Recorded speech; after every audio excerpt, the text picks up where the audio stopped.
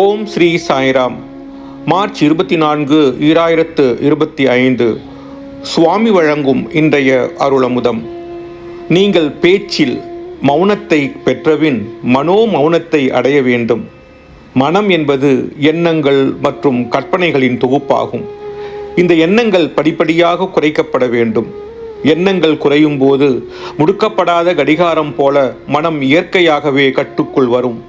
மனதின் செயல்பாடு குறையும் போது ஆத்ம சக்தி, அதாவது மெய்யுணர்வு தானாகவே வெளிப்படுகிறது.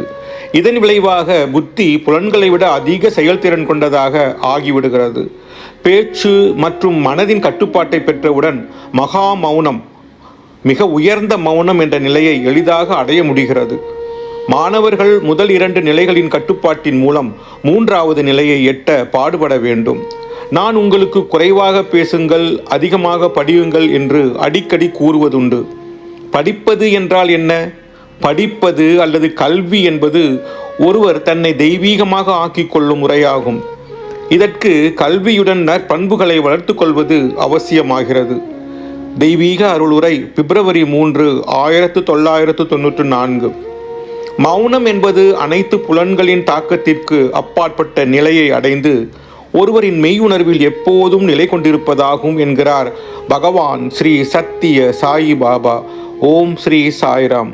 ஓம் ஸ்ரீ சாய்ராம். ஓம் ஸ்ரீ சாய்ராம்.